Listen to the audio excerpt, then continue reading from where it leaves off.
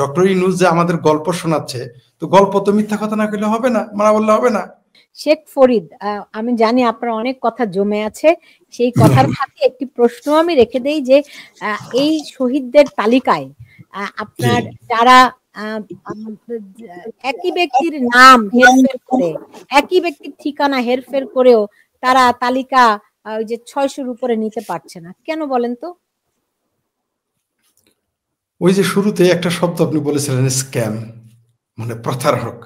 তো একটা মিথ্যা ঢাকতে তো আপনাকে আরো কয়েকটা মিথ্যা বলতে হবে, তাছাড়া তো আপনি পারবেন না। তো মিথ্যা কথা বলার আমাদের এলাকায় একটা কথা আছে জামালপুরের ভাষায়, যে গপ্প করবি কর, মিছা কথা কইলি গে। তো মুরব্বীরা বলে মিছা কথা না কইলে গপ্প হইল। এই দশাটা এখানে তাই। ফরিদ ভাই, আমাকে এখানে দর্শকরা মন্তব্য করছেন যে আপনি আপনার নিজের ঢঙে কথা না বললে তাদের ভালো লাগে না। জি, আমাকেও অনেকে মেসেজ করতেছে যে আপনাকে এত ভদ্র হয়ে থাকতে বলছে কে। থাকুন, আমি আপনি আপনার মতোই বলুন। জি ধন্যবাদ। আসলে আমিও খুব আনইজি ফিল করতেছিলাম, কারণ কতক্ষণ নিজেকে আমি আপনাদের মতো একাডেমিক রাখবো। ওই যে তাই ওটা দিয়ে শুরু করলাম যে মিথ্যা কথা, মিথ্যা কথা কবি গপ্প করবি মিথ্যা কথা হইলে গিয়া, মিথ্যা কথা না করলে তো গপ্প হয় না। তো ডক্টর ইউনূস যে আমাদের গল্প শোনাচ্ছে, তো গল্প তো মিথ্যা কথা না করলে হবে না, মানা বললে হবে না। তিনি বাংলাদেশে ঢোকার আগে কি বললেন, যে তিনি 7 সিস্টার খেয়ে ফেলবেন। আচ্ছা, তিনি বাংলাদেশের প্রধানমন্ত্রী পদ ছলে বলে কৌশলে যেভাবে হোক দখল করতেছেন, ইন্ডিয়াকে কেন টানলেন? আচ্ছা, টানলেন। তারপর আমরা কি দেখলাম, মহাখালী ওভারব্রিজের নিচ দিয়ে আমাদের রিটায়ার্ড আর্মি অফিসাররা বলতেছে যে জীবনে একটা পাখি শিকার করে নাই। আমি অন্তত এয়ার গান নিয়ে ঘুরতাম ছোট থেকে, তারা তো এয়ার গানও গুলি করে পাখি মারে নাই। সেই লোক যাইবে নাকি দিল্লি দখল করতে? সলমানের পীর তো প্রতিদিন বাইতুল মুকাররম থেকে চলে যায়, প্রতিদিন চলে যায়, অন্যদের কথা বাদ। তো এই যে আমাদের দেশের পরিস্থিতি, আপনি এই যে জুলাইয়ের সন্ত্রাসীর কথা বললেন, আমি দুঃখিত এই শব্দটা উচ্চারণ করতে। আমি আগে তথাকথিত আন্দোলনের মধ্যে, এখন জুলাই সন্ত্রাস, এটা প্রমাণিত। কিভাবে প্রমাণিত? তাদের বক্তব্য, আপনি পাকি বাদ্রির ছেলে হাদির কথা শুনেন, আপনি ইলিয়াস সাংঘাতিকের কথা শুনেন, আপনি ল্যাংটা সুলেমানের কথা শুনেন, তাহলে পরিষ্কার হয়ে যাবে। আচ্ছা, বাংলাদেশটা কে চালায়? আন্দোলন করলো বামপন্থী লোক। একটা বামপন্থী লোককে এই এই তথাকথিত, আপনারা তো উপদেষ্টা বলেন, আই এম সরি, এই অপদেষ্টা ইংরেজি কি জানি না, এই অপদেষ্টা পরিষদে আপনারা তাকে যোগ দেয়, একটা বামপন্থী লোক আছে? হ্যাঁ, একটা বলতে পারেন, যাকে আমি ফ্রড মাজার বলি, তার বিবি সাহেব ওরফে গার্লফ্রেন্ড, তিনি সরকারে ঢুকে গেছেন। আচ্ছা, একজন নাস্তিক আর একজন হেফাজতের আমির কিভাবে একটা জায়গায় বসে? বাংলাদেশে দেখে এখন গণতন্ত্রের বন্যা বয়ে যাচ্ছে, একজন নাস্তিক এবং নাস্তিকের বিবি সাহেব, পাশেই হেফাজতের আমির। বাহ, বাংলাদেশে দেখে একেবারে গণতন্ত্রের বন্যা। তাহলে এত এত লিবারেল বাংলাদেশ হয়ে গেল, তাহলে বাউলকে পিঠে লাথি দিয়ে পানিতে ফেলে দিল কেন? তাহলে তো মাজার ভাঙা হলো কেন? সঙ্গীত নিষিদ্ধ হয়ে গেল কেন? সঙ্গীত শিক্ষক নিয়োগ নিষিদ্ধ হয়ে গেল কেন? আমার প্রিয় সজ্জন ভাই একটা কথা বলেছেন যে আওয়ামী লীগ 15 বছর কি করলো। হ্যাঁ, অসংখ্য ভুল আছে তাদের, কিন্তু 15 মাসে যা ঘটেছে, আওয়ামী লীগ 1500 বছর ক্ষমতা থাকলে এত ক্ষতি হবে না। মৌলবাদ এভাবে মাথা ছাড়া দেয়। রাষ্ট্র শক্তি পেলে খারাপ লোকগুলো খুব দ্রুত এসে যায়। আওয়ামী লীগ, আপনি ভালো মানুষ গড়তে 20 বছর লাগবে, কিন্তু একটা জঙ্গি তৈরি করার জন্য পাকিস্তান থেকে একবার ঘুরে আসলেই যথেষ্ট। আপনি দেখেছেন ইউনূস গভর্নমেন্টের সময় আমরা পেলাম 135 জন বাংলাদেশি তরুণ ইরান সীমান্তে ধরা পড়ে, 36 জন জঙ্গি মালয়েশিয়ায় ধরা পড়ে। বাংলাদেশের তরুণ, এমনকি গোপালগঞ্জের মানুষ, আমাদের জামালপুরের লোক, আফগানিস্তান থেকে, আমার জামালপুরের লোক আফগানিস্তান থেকে ঘুরে আসে। কেন? ইমাজিন। বাংলাদেশে এই মৌলবাদটা শুধুমাত্র আওয়ামী লীগ করেছে তা না, মৌলবাদী রাজনীতির যে অভিযোগটা আনলেন, হ্যাঁ আপনার কথা আংশিক সত্য, আমি আংশিক একমত, কোনো সন্দেহ নাই। আওয়ামী লীগ মৌলবাদকে ঠেকিয়ে রাখতে পারে নাই। আর এই যে আপনি যেটা বললেন, যেমন বাংলাদেশে এখন মুক্তিযুদ্ধের পক্ষের মানুষ দেখা যাচ্ছে না, আপনি যেটা বললেন আমি এটা একমত শতভাগ, যে এই মুহূর্তে দেখা যাচ্ছে না, তারা চিনে নাই, কিন্তু বাংলাদেশের মুক্তিযুদ্ধের মানুষ সংগঠিত হচ্ছে এবং হতে হবে। কারণ বাংলাদেশের যদি মুক্তিযুদ্ধের চেতনাই না থাকে, বাংলাদেশের অস্তিত্বই থাকবে না। 32 নম্বর ভেঙে বঙ্গবন্ধুর ভাস্কর্যকে অপমানিত করে বাংলাদেশের মুক্তিযুদ্ধকে ধ্বংস করা যাবে না। মানুষ একত্রিত হচ্ছে, এখনো বাংলাদেশের মানুষ ছাত্রলীগের একটা গুন্ডাকে হয়তো অপছন্দ করে, যুবলীগের একটা পান্ডাকে হয়তো অপছন্দ করে, করতেই পারে, কারণ আপনি গুন্ডামি পান্ডামি করবেন, আমি পছন্দ কেন করবো? কিন্তু বাংলাদেশের জনগণ কিন্তু এখনো লগি বৈঠা বলতে মারামারি বোঝে না। ওই যে পল্টন ময়দানে যে লগি বৈঠার মারামারি ওইটা বোঝে না। লগি বৈঠা বলতে বোঝে বাংলাদেশের একটা শক্তির প্রতীক, মুক্তিযুদ্ধের প্রতীক মনে করে কেউ কেউ, যে লগি বৈঠা নিয়ে বাঁশ নিয়ে তারা দাঁড়িয়েছিল। নৌকা মার্কা বাংলাদেশের জন্য একটা একটা প্রেক্ষাপট না, শুধু বাংলাদেশের একটা চিহ্ন না, শুধু এটা বাংলাদেশের সিম্বল না। নৌকা মার্কা বাংলাদেশ, পতাকা যেমন বাংলাদেশ, মানচিত্র যেমন বাংলাদেশ, নৌকা মার্কাটা নিষিদ্ধ করা হয়ে গেল।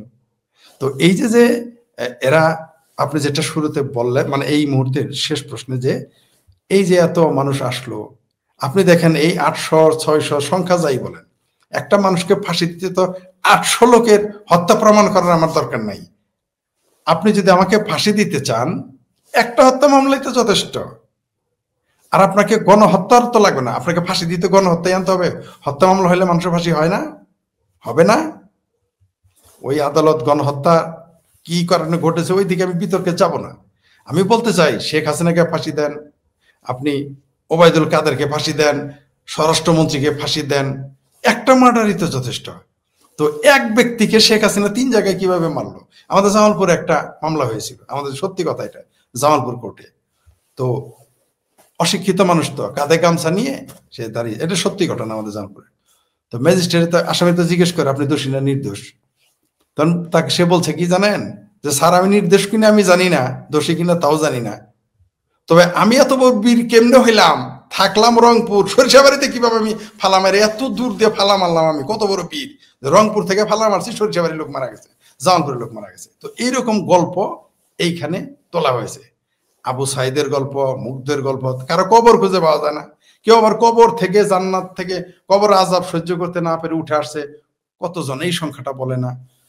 আর জাতিসংঘের নাকি কি একটা আন্তর্জাতিক সংস্থার রিপোর্ট আপনারা বললেন, এটা শুনলে আমারও আরো হাসি পায়। এটাও আমাদের জামালপুরের গল্প বলতে হয়। সেটা হলো যে যার গরু সে কয় বানজা, মানে গাই, যার গাই সে কয় বানজা, পড়শিরে কয় বছর বিয়ানি। বুঝছেন তো আমার কথাটা? আশা করি বুঝতে পারছেন। তো যারা ভিকটিম দাবি করতেছে, ইউনূস সরকার, জামাত, হেফাজত, চিঙ্গুবাম সহ, চিঙ্গুবাম বলে আবার রাগ করেন না, সকলকে বলি না, বামপন্থীরা অনেক ভালো আছে, চিঙ্গুবাম, টিঙ্গুবাম, ডুপ্লিকেট সেকুলার, বিএনপি, জামাত, হেফাজত, তারপর আমার ভাবির ছেলেরা কি এনসিপি গ্যাং, সবাই বলতেছে 850। আর জাতিসংঘ নাকি কি কার কথা বলেন, বিদেশ থেকে এসে বলতেছে 1500। এটা কেমন হয়ে গেল? বিষয়টা কি ওই হয়ে গেল না, যে যার গরু সে কয় বাঞ্জা, পড়শিরে কয় বছর বিয়ানি? বিষয়টা তো তাই হয়ে গেল। আরেকটা প্রশ্ন এখানে সজ্জন ভাই চমৎকার একটা কথা বলে গেছেন। ধরে নিলাম এই তথাকথিত সরকার, আমি বলবো এটাকে, কেন এই সরকার আমি মানি না, আমি সরি, কারণ আমার যে সরকার বন্দর দিয়ে দেয়, আমার যে সরকার ভারত বা বার্মা থেকে সস্তা চাল বাদ দিয়ে আমেরিকা থেকে চাউল ডাউল কিনে, নাকি কয়দিন পরে শুনবো যে চৌথ আসমান থেকে চাউল এনে খাওয়াবে, হয়তোবা ভারতের উপরে রাগ করে, কিন্তু চালটা চৌথ আসমানে কিন্তু ভারতেরই থাকবে, ওইখান থেকে ভায়া হয়ে আসবে, এটাও আমরা জানি, সেটা অন্য প্রসঙ্গ। তাই আমি সরকারকে আমি মানি না, মানতে পারি না। একজন সুস্থ নাগরিক, একজন প্রকৃত দেশপ্রেমিক নাগরিক বর্তমান তথাকথিত সরকারকে মানতে পারে না, কোনো যুক্তিতেই না। আপনি গণতান্ত্রিক যুক্তি তো পাবেন না, আপনি ফ্যাসিজমের যুক্তি তো পাবেন না, আপনি ওই যে বললেন না কর্তৃত্ববাদী আপনার ভাষা, সেই যুক্তি তো আপনি এই সরকারকে সমর্থন করতে পারবেন না, যেখানে 45টা লাশ প্রতি মাসে ভাসে। আপনি এটা কি মনে করেন, যেখানে আপনি একটা শব্দ উচ্চারণ করলে আপনাকে মেরে ফেলা হয়, আপনি আপনার অপছন্দের দল বলে আপনি তার মাকে মেরে ফেলবেন নামাজরত অবস্থায়? এটা হতে পারে না। আপনি আপনার মতের সাথে মিলবে না বলে কবর ভেঙে ফেলবেন, তাও একজন মুক্তিযোদ্ধার কবর। আপনার রাগটা কোথায়, গোসা কোথায় আমরা জানি। যখন জামাত বলে 54 বছর পর সময় এসেছে প্রতিশোধ নেওয়ার, আমরা কিন্তু তখন বুঝে ফেলি হু আর দে। যখন কেউ বলে যে জামাতকে ভোট না দিলে আপনি বেহেশতে যেতে পারবেন, এটা তো পুরনো কথা। নতুন সূরায় বগী নাজিল হয়েছে, সেখানে বলে যে কবরে গেলে প্রশ্ন করা হবে মান রাব্বুকা, আমরা শুনেছি ছোটবেলা থেকে, এখন শুনি মান মার্কাউকা, মার্কা জিজ্ঞেস করবে। তো এরপরেও যদি এই দেশের বুদ্ধিজীবীরা নীরব থাকে, এটা তো শেখ হাসিনা শিখাই দেয় না, নিশ্চয়ই এটা আওয়ামী লীগ শিখাই দেয় নাই, জামাত কারো কাছে শিখে না, তাদের নিজস্ব ফিলোসফি আছে। হ্যাঁ, আওয়ামী লীগের ভুল ছিল, তাহলে একটা ভুল বলে নাকি বলবে আওয়ামী লীগের তো ভুল বল না। আওয়ামী লীগের ভুল হলো হেফাজতকে প্রশ্রয় দেওয়া, কারণ হেফাজত কোনোদিনই তার বশ মানবে না। আপনাকে আমি একটা তথ্য দেই, এই ফার্স্ট আমি আপনাকে দিলাম, কেউ এটা বলে নাই। রোহিঙ্গাদের 10 থেকে 12 লক্ষ রোহিঙ্গা শেখ হাসিনা আশ্রয় দিয়েছিল। আপনি যদি আমাকে একটা রোহিঙ্গাকে পান যিনি শেখ হাসিনাকে পছন্দ করেন, আমি এই আঙুলটা কেটে আপনাকে দিয়ে দিব একেবারে। সিরিয়াসলি বললাম যে আমার এই একটা আঙ্গুল কেটে আপনাকে দিয়ে দিব, একটা যদি রোহিঙ্গা আপনি পান যে শেখ হাসিনাকে ভালোবাসে এই কথাটা বলে। শেখ হাসিনা এই জায়গায় ভুল নার্সিং করেছে রোহিঙ্গাদের, যেমন তেমনি বাংলাদেশে হেফাজতেদের ভুল নার্সিং করেছে। নার্সিংটা ঠিক হয় নাই। বামপন্থীরা আওয়ামী লীগের প্রতিদ্বন্দ্বী রাজনৈতিক, মুক্তিযুদ্ধের পক্ষে কিন্তু বামপন্থীরা ওই দিকে আওয়ামী লীগের সাথে ঐক্যবদ্ধ, এতেও কোনো সন্দেহ নেই। কিছু চিঙ্কু বাম লাল বদর সেটা আলাদা বিষয়, কারণ চিঙ্কু বামেরা আজও মানে না বাংলাদেশের স্বাধীনতা, ঠিক হেফাজত জামাত, নেজামে ইসলাম, মুসলিম লীগ, আলবদর রাজাকারের মতোই তারাও বিশ্বাস করে না বাংলাদেশের স্বাধীনতা যুদ্ধে। তারা মনে করে দুই কুত্তার কামড়া কামড়ি, তাদের কথা বাদ। আমি জেনুইন বামদের কথা বলতেছি। আপনি বাংলাদেশকে এখন যে অবস্থানে নিয়ে আসছি আমরা, যেটা মাঝখানে একটা কথা বলেছেন সজ্জন, যে আমাকে আমাদের সম্মিলিতভাবে সবাইকে ঐক্যবদ্ধ হতে হবে যারা মুক্তিযুদ্ধের পক্ষে। মতভেদ থাকতে পারে, দেশ কিভাবে চলবে এটা না আপনার মত একটা, আমার মত একটা, সজ্জন ভাইয়ের মত থাকতেই পারে, কিন্তু আমাদের এইম তো দেশকে এগিয়ে নিয়ে যাওয়ার। তো আমাদের কম্বাইন্ড হতে হবে। তা না হলে আমি আবারও বলি, যেটা আমাদের বুদ্ধিজীবীরা বলেছেন, বিজ্ঞ রাজনীতিবিদেরাও বলেছেন কয়েকবার, যে আওয়ামী লীগ যখন ক্ষমতায় থাকে অবশ্যই এটাই তাদের বদগুণ, তারা একাই উপভোগ করে, কিন্তু যখন পড়ে যায় নিজেরাও পড়ে মরে এবং দেশকে নিয়ে মরে। এটা তো দেখতে পেলেন এবার। আওয়ামী লীগের ভুল ছিল মৌলবাদী শক্তিকে ছাড় দেওয়া, কারণ কোনোদিনই বাংলাদেশের মৌলবাদী গোষ্ঠী আওয়ামী লীগকে ছাড় দিবে না, দেয় নাই। 5 তারিখের পরে আমরা দেখেছি। এখন এমনকি এখন যারা বামপন্থী তাদেরকেও ছাড় দিচ্ছে না। আগে শুধু এরা বলতো যে সমাজতন্ত্র করা হারাম, কমিউনিস্ট পার্টির লোক নাস্তিক। নাস্তিক শব্দ কিন্তু আজকে আসে নাই। নাস্তিক এই যে ইদানিং বলে না, এটা না, কমিউনিস্ট পার্টির লোকদের আগে থেকে নাস্তিক বলে। কমিউনিস্ট পার্টিকে মানুষ খ্রিস্টান বলতো, কেন বলতো? এই মৌলবাদীরা ছাড়ে। তারপরে কি বললো? যে সেকুলারিজম হারাম। এখন কি বলে? গণতন্ত্র হারাম। মানে মৌলবীরা কোনোদিনই, সেই যে সৈয়দ আশরাফ সাহেব বলে গিয়েছিলেন যে আওয়ামী লীগের প্রধান শত্রু মৌলবাদী শক্তি, বিএনপি নয়। আমি তার সাথে যুক্ত করতে চাই ওই কথাটা রিপিট করতে, যে বাংলাদেশের মৌলবাদী শক্তি শুধু আওয়ামী লীগের শত্রু না, তারা বিএনপিরও শত্রু, বামপন্থীদেরও শত্রু, এই দেশের গণতন্ত্রের শত্রু। তারা প্রকাশ্য এখন বলতেছে তারা গণতন্ত্র মানে না। নিশ্চয়ই শেখ হাসিনা এটা শিখিয়ে দেয়নি। মসজিদে মসজিদে, মাদ্রাসায় মাদ্রাসায়, ওয়াজ মাহফিলে যে বলা হয় গণতন্ত্র মানা যাবে না, এটা নিশ্চয়ই শেখ হাসিনা শিখিয়ে দেয়। আচ্ছা ধরে নিলাম শেখ হাসিনা, ধরে নিলাম আমি কমরেড বাদলের একজন, আমি প্রচন্ড ভক্ত। বাংলাদেশে আমি যে মাত্র 5 বঙ্গবন্ধু ছাড়া আরো 4-5 জনের যে ভক্ত, তার একজন হচ্ছেন আমার কমরেড বাদল। তার কথা ভাষাতেই বলি যে ধরে নিলাম আমি যে আওয়ামী লীগ মৌলবাদী, আওয়ামী লীগ খুব খারাপ এগুলো শিখেছে। আওয়ামী লীগের ভালো কাজগুলো কেন শিখলেন না? আওয়ামী লীগ তো মুক্তিযুদ্ধের বই কর্নার করেছিল, মুজিব বর্ষ করেছে, সেটা কেন আপনি শিখলেন না? এই ব্যাপারে আমি উদাহরণ দিতে চাই নায়ক শাহরুখ খানের। আপনার স্পষ্ট মনে আছে, আমি জানি, মনে করে দিলে আপনার মনে হবে। শাহরুখ খান বাংলাদেশে এসেছিলেন, তিনি অফ দ্য রেকর্ডে সিগারেট খেয়েছিলেন, সেটা ভাইরাল হয়ে গিয়েছিল, রাইট? শাহরুখ খানকে বাংলাদেশের সাংবাদিকেরা আপনারা প্রশ্ন করেছিলেন, আপনি একজন সুপারস্টার, কেন আপনি সিগারেটটা খেলেন? পোলাপান্ত নষ্ট হয়ে যাবে। শাহরুখ খান কি জবাব দিয়েছিল? Very interesting.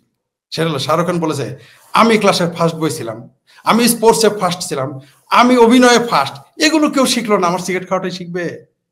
এটা কিন্তু শাহরুখ খান বাংলাদেশের জমিনে বলে গেছেন, আপনারা সাক্ষাৎকার নিয়েছেন, মানে আপনারা কেউ না কেউ নিয়েছে, সেটা মিডিয়াতে এসেছে। আমি বলতে চাই, আওয়ামী লীগের মৌলবাদকে শিক্ষা ভালো কথা, মুক্তিযুদ্ধের কথাটা কেন শিখলেন না?